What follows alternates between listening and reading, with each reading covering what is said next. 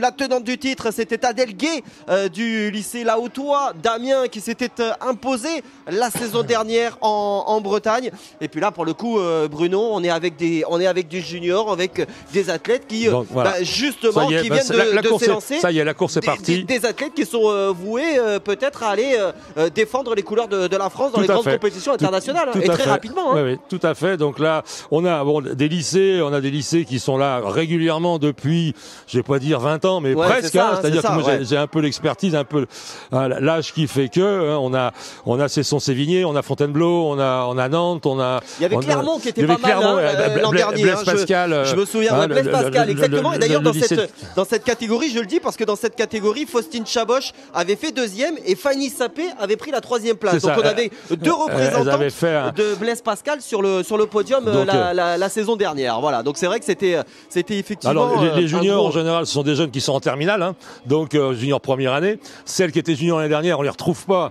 La seule chose qu'on puisse les souhaiter, c'est de ne pas les revoir. Ne pas les revoir, voilà, c'est plutôt bon signe. Ce qui veut dire, c'est qu'elles auront eu leur bac. Exactement. Mais bon, derrière, il y a des écoles et des histoires d'établissements qui font que on retrouve très très souvent les mêmes élèves, qui sont là. Donc là, on devrait avoir les premiers intermédiaires assez rapidement. Après 300 mètres de course, on voit ce parcours comme ça. Il peut paraître assez plat de base, mais finalement, il y a rien de vraiment plat. C'est un vrai parcours de cross. Il y a des virages, ces fameux zigzags où les appuis ne sont pas toujours évidents, sont pas toujours francs. Et puis le froid, qui fait qu'il n'y ait pas un élément facilitant.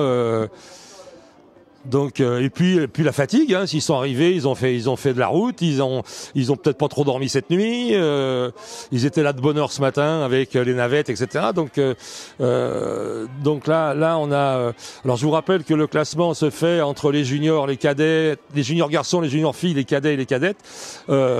Trois classements, un classement équipe établissement, un classement lycée professionnel et un classement excellence où effectivement on a des jeunes ou issus des listes de haut niveau ou appartenant à une section sportive quelle que soit la discipline.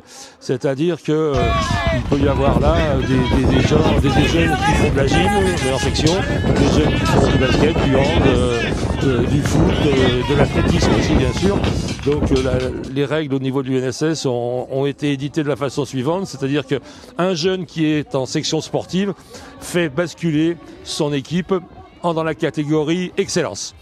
Allez, on a une bataille en tout cas aux avant-postes là entre deux athlètes. Alors malheureusement les dossards, les numéros sont plutôt devant, à l'avant. Donc là avec cette vue de derrière, on va avoir du mal à discerner les athlètes. J'ai pas l'impression non plus que les intermédiaires, parce que c'est sûr que les filles là de tête ont largement dépassé les 300 premiers mètres. Donc on aurait dû avoir notre premier temps intermédiaire et on ne l'a pas. Mais on fait avec les moyens. Qu'est-ce qu'il y a d'écrit section sportive athlétisme? Ouais, c'est ça. Mais après, c'est une section, mais voilà, ce serait juste ce qu'il y a après qui serait important. Donc elles sont exactement sur le même parcours que le sport partagé, c'est-à-dire qu'elles passent une fois devant la ligne d'arrivée, elles vont remonter sur le petit raidillon, redescendre, mais on voit là que le peloton est quand même très resserré, c'est-à-dire que, alors on a là 1433, alors là on va pouvoir aller regarder rapidement, même si on n'a pas 1433, et malheureusement, je ne l'ai pas sur la liste de départ. Alors si vous me direz si je suis sur Benjamin Fille,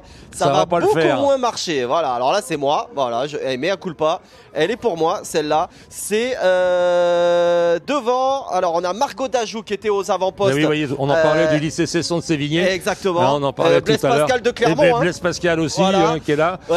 Donc tous les établissements historiquement présents sont là. Il n'y a pas. Alors c'est vrai qu'on sort de 2 années difficiles au niveau du sport scolaire, au niveau du sport en général, les années Covid. Donc là, on retombe un peu sur des années sur des années normales, et c'est tant mieux. Mais donc ces jeunes ont été un peu bridés, frustrés sur ces. Alors donc là, a priori, on a les deux mêmes maillots. Donc oui, c'est ça. C'est les filles de Blaise Pascal. C'est les filles de Blaise Pascal. Pascal, comme l'an dernier. Alors, ce ne sont pas les mêmes, hein, évidemment, comme vous le disiez très justement. Il vaut mieux ne pas les retrouver l'année suivante, c'est meilleur signe. Mais Margot Dajou donc, et Justine Chazal défendent les couleurs de Blaise Pascal de Clermont-Ferrand. Donc ça veut dire qu'au niveau des points, ça fait 1 point, 3 points, ça fait 4 points. Ça va être pas mal. On a effectivement derrière le lycée François Ier de Fontainebleau, hein, qui est aussi. On a aussi le lycée de Versailles, Montbrison, Draguignan, Liévin, le lycée Henri d'Arras qui a représenté la France sur des championnats du monde scolaire. Donc on a quand même le haut du panier qui est là, au moins sur cette première course. Donc c'est vrai que le classement se fait sur 6, comme je vous le disais tout à l'heure, et qu'on prend les 5 meilleurs classements pour former pour faire la somme des points. Vous aurez d'ailleurs toute la remise de récompenses à partir de 14h30, 14h45. Vous pourrez suivre toutes les remises c'est pas la troisième de récompenses. Si, bien sûr. Il y a une troisième. Mais là. Je pense que c'est Margot Dajou. Non, c'est Margot Dajou qui a cédé par rapport au trio. C'est Justine d'ailleurs. C'est Justine qui a un petit peu cédé. Margot Dajou est toujours devant avec Fleur Templier. Justine, c'est Justine Chazal plutôt. Qui est un petit peu derrière et qui n'a pas pu suivre le rythme imposé donc par sa coéquipière de Blaise Pascal de Clermont-Ferrand et Fleur Templier donc du lycée Sévigné de Cesson qui sont, semble-t-il, donc Margot Dajou et Fleur Templier qui sont, semble-t-il, en passe de se disputer la victoire dans cette catégorie junior féminine. Les écarts sont pas énormes. Les écarts sont pas énormes. Il y a 2, 3 secondes, 4 secondes. Hein, c'est assez serré là, après 1,6 km. Donc il y a encore pas mal de temps, hein, bien évidemment. On est à peine à 5 minutes 30, 6 minutes de course. Oh, Margot Dajou, elle imprime un tempo de folie. Elle vient de faire sauter également Fleur Templier. Voilà, Fleur qui n'a pas pu tenir non plus. C'est énorme. Maintenant, il va falloir tenir. Aller au bout, hein. On n'est pas encore à mi-course. Là, maintenant, on doit être à mi-course. Sur son attitude de course, elle est pas mal quand même. Elle est pas mal. On peut pas dire qu'elle soit en souffrance. Hein. Non. Donc, elle relâche bien. Donc, avec une foulée assez basse, pas très bondissante. Voilà, mais c'est bien. Ça, on garde un maximum d'énergie. Là, les vélos, il va falloir qu'ils appuient un peu sur les pédales. Là. Exactement. C'est les filles, mais quand il y aura les garçons, je pense que ça ira très très vite. Hein. Ça va être la course effectivement juste après. Les juniors masculins, ce sera évidemment la course la plus rapide. Voilà, on voit effectivement un Fleur Templier qui n'a pas totalement lâché et pas tout à fait abdiqué au passage aux 2 km 200.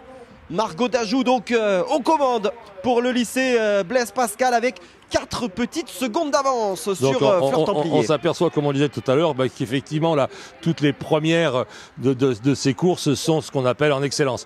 Il y a il y a Charline qui est en établissement, il y a Éléona Hamel de Viré en Normandie qui est en établissement, mais c'est vrai que là, tout le top 10 est essentiellement composé de jeunes filles de la catégorie excellence, ce qui est tout à fait normal.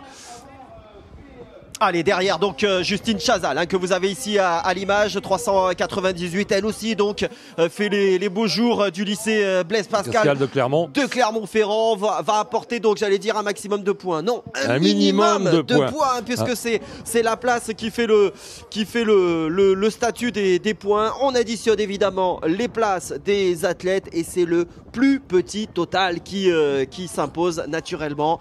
Donc avec les 5 meilleurs, si j'ai bien suivi Bruno, les 5 meilleurs résultats des 6 engagés. Donc ils ont droit à un joker. Voilà, ils ont droit à un joker. Ou quelqu'un qui finit pas. Mais l'équipe est de 5. S'ils ne sont pas 5 à l'arrivée, l'équipe n'est pas classée. Alors là, c'est pas fini. Encore une fois, il y a une dernière boucle de ce stade. Il va falloir repartir. Voilà, là, on passe à droite et derrière, on passera juste à gauche pour allier la ligne d'arrivée. Mais c'est évidemment pas fini. Il faut aller faire tout le tour de ces stades, devrais-je dire. Et en plus, dans la longueur, il y a le stade de rugby, il y a les stades de foot. Donc, il reste. Et le soleil se lève. Donc ça va. C'est vraiment super. C'est vraiment super. Et là, ça vous donne donne de belles images. Pour ceux qui s'en rappellent, je me rappelle de Reims où on était dans le brouillard. Bon, l'année dernière à Plouay, c'était de bonnes conditions, mais c'est magnifique. On était revenu avec des coups de soleil. On avait été obligé de mettre des cartons autour des ordinateurs pour se cacher du soleil. C'est vrai. Mais Reims, on était, bon, qui est pas très loin d'ici, on était quand même dans le brouillard et ça piquait aussi. Allez, donc par rapport au dernier intermédiaire, Margot Dajou devant Fleur Templier, Justine Chazal, on le rappelle, deux sociétaires du lycée Blaise Pascal de Clermont-Ferrand qui sont aux commandes, comme tu le disais très justement Bruno, des athlètes qui sont dans la catégorie excellence. Donc voilà, des filles évidemment qui ont des entraînements costauds, des spécialistes déjà. Des spécialistes, qui sont voués à aller chercher les gros résultats, que ce soit évidemment dans le giron scolaire universitaire ensuite et dans le niveau fédéral, bien sûr. Au niveau fédéral sous les couleurs, sous la bannière de la Fédération française d'athlétisme. Et d'ailleurs, ça tombe bien, regardez, on est sur Athlé TV aujourd'hui. Superbe programme d'ailleurs sur Athlé TV avec pas moins de 4 meetings. Le X Athletics d'Aubière, les meetings élites de Nantes Métropole, le meeting indoor de Lyon et le Perche Elite Tour de Tourcoing. Wow, quelle journée, journée. C'est un bel, un bel apéritif. Un bel apéritif que c'est France UNSS. En début de saison, c'est vrai que on est un des premiers France à être au calendrier. Allez, 10 secondes d'écart entre Margot Dajou et Fleur Templier. Donc l'écart a un petit peu augmenté en faveur de Margot Dajou. Maintenant, on est à moins de 500 mètres de l'arrivée. Donc les filles vont véritablement l'avoir en ligne de mire. Et notamment Margot, dont on suit la prestation XXL. Elle, pour le coup, les lièvres, ce sont les vélos qui ouvrent. Ce sont les vélos, c'est impressionnant. C'est impressionnant ce qu'elle fait. Waouh. Donc on va la récupérer tout à l'heure au micro. Donc on lui demandera ses impressions de course. Et effectivement, elle est... Bon là, et elle, ça descend, elle se relâche, elle repart, elle est tout à fait lucide par rapport à la gestion de sa course. Et ça tient derrière, pardonnez-moi Bruno, ça tient également pour Justine Chazal derrière, pour avoir deux représentantes du lycée Blaise Pascal sur le podium et mettre évidemment ce lycée de Clermont-Ferrand, dans une position idéale pour aller chercher le titre de champion de France à titre collectif. Ouais, là le podium, ça y est, effectivement, il y a 1 minute d'avance de la part de Justine Chazal sur Maëlie Boguil, qui est en 4e position, mais qui est quasiment à 1 minute. Et d'ailleurs, le gros du peloton se situe justement avec Maëlie Boguil, Charline Bise, Lucie Deboffle, toutes ces jeunes filles là sont à 1 minute. Les écarts sont costauds. C'est énorme. Ils sont 12 minutes sur 12 minutes de course, il y a un delta important. Voilà, ça y est. Dernier virage pour Margot. Et donc là, on a une demoiselle. Alors on a mademoiselle Alice Le Dauphin. Alors Alice Le Dauphin, c'est pour les connaisseurs, c'est la fille de Monsieur Le Dauphin. C'est sa fille. Donc on rappelle que Monsieur Le Dauphin a été représentant d'équipe de France sur 3000 mètres steeple, prof de PS. Et donc hier à l'accueil, j'ai dit tiens, tu diras bonjour à ton père. et effectivement, elle perdure ça arrive là. La dernière ligne droite avec Margot Dajou qui s'impose. Voilà la victoire donc très belle victoire de Margot du lycée Blaise Pascal de Clermont-Ferrand. Superbe victoire en 13-04 qui va s'imposer devant Fleur Templier, donc la sociétaire du lycée Sévigné de Cesson. Superbe 13-18, donc elle a pas terminé loin, quinzaine de secondes là, elle a franchement tenu. Et puis derrière, c'est logiquement Justine Chazal que l'on devrait retrouver sur la ligne d'arrivée.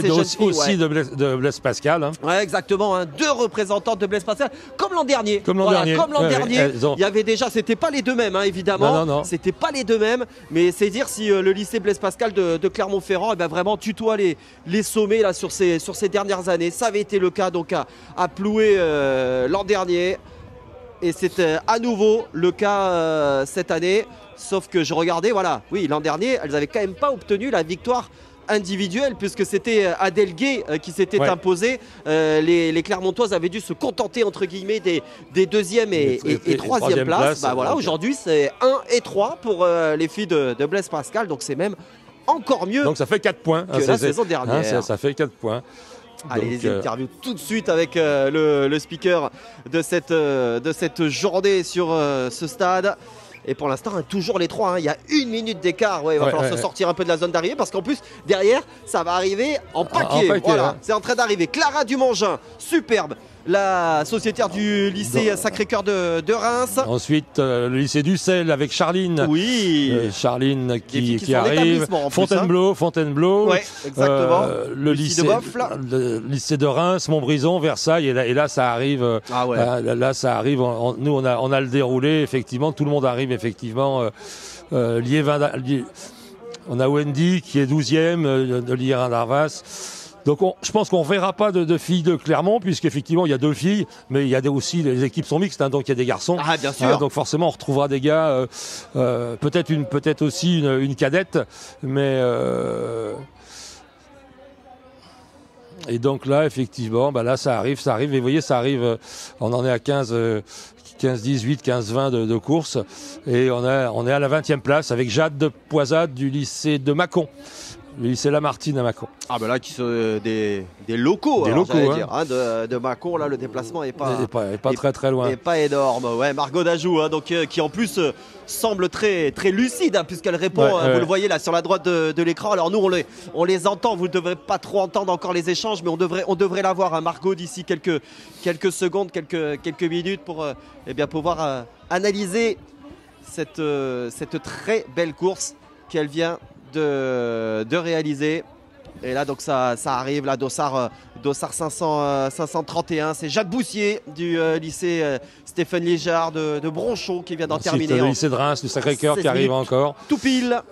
Louane de Château-Gontier en Mayenne, qui est Académie de Nantes, qui arrive 39e. Elles étaient 70, elles sont 70 engagées, une quarantaine pour l'instant qui vient pour l'instant d'en terminer donc sur ces 16 minutes de course. Mais évidemment, on va accompagner et saluer comme il se doit toutes les athlètes qui se seront mesurées à ce 3640 mètres de cross. Et le classement fait que même la dernière de la course peut compter en termes de points.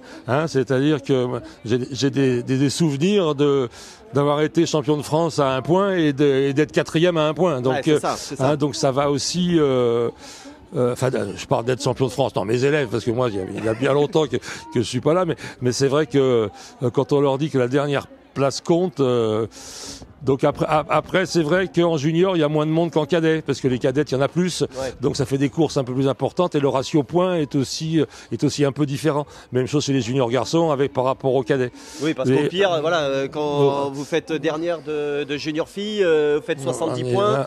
Quand il y a des courses à 300 athlètes derrière, vous pouvez effectivement faire perdre entre guillemets.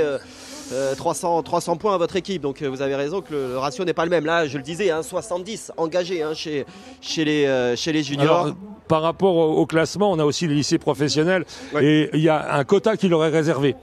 Donc c'est aussi important, c'est-à-dire qu'effectivement ils sont peut-être pas dans le haut du classement, mais il y a une valorisation affichée de part de l'UNSS de laisser la place à ces lycées professionnels. C'est-à-dire que on a des quotas académiques qui sont donnés. Ça va de cette année, le plus gros c'est effectivement ceux qui accueillent, jusqu'à un certain 8, 9, 10 ou 12 places. Et on se doit de réserver des places aux benjamins, au sport partagé, aux minimes et au lycée professionnel.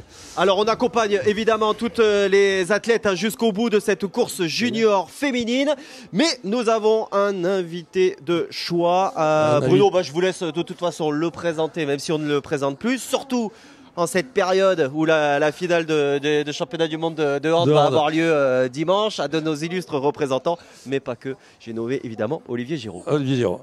Je vous donne le micro. Je le prends, c'est moi tout seul. C'est toi. Bonjour Olivier. Bonjour. Eh ben écoute, content de t'accueillir sur ce magnifique site de De Dijon. De Dijon. Parce que on a un peu froid. Et puis quelques mots par rapport à l'UNSS, par rapport à la présence, par rapport à ce qui s'est fait sur le terrain, pour nous présenter ce championnat. Déjà, tout simplement, la première personne que je voudrais remercier, c'est Rémi Bedu, directeur de l'UNSS, qui a organisé tout ça parce que c'est une logistique assez compliquée, faire venir autant d'élèves de toute la France, la logistique pour les héberger. Et tant qu'il n'y a pas le top de départ, on se demande toujours si ça va fonctionner. Pareil pour la réalisation, parce qu'on voulait vraiment réaliser quelque chose de différent, que tous les parents puissent voir leurs enfants courir. Aujourd'hui, nous avons aussi la PEP, l'association des parents d'élèves, vraiment réunir toute la communauté UNSS. Et le top de départ, il est parti avec la course partagée, qui me tient énormément à cœur. Parce que évidemment on fait du sport mais pas que, c'est de l'éducation, c'est que les enfants se sentent bien et que quand on voit l'arrivée de ces élèves handis main dans la main avec les autres élèves, on sait pourquoi on travaille tout simplement. Donc oui, très très heureux malgré le froid comme tu as dit, malgré le froid, mais au moins les enfants en courant eux n'ont pas froid. Voilà. Margot, voilà. Allez, avance Margot. Il va falloir la réchauffer. Donc ça va. Donc Margot, t'as gagné une belle course. Il n'y a pas eu photo. Donc le parcours. Dis-nous tout. J'ai trop aimé le parcours. T'as trop aimé? Ah ouais, les petites buttes comme ça, l'herbe, moi c'est vraiment ce que je préfère. Là, c'était trop bien. Ouais, vraiment bien. Et alors, vous faites encore fort cette année sur Blaise Pascal? Ah bah, on va essayer de... Les garçons sont aussi bons que vous? Ça va, ouais, on a un jeune qui est bon, là, un cadet, ouais. On va essayer de défendre notre titre. Parce que l'année dernière, vous aviez fait pas 1 et 3, mais 2 et 3 en junior. C'est ça.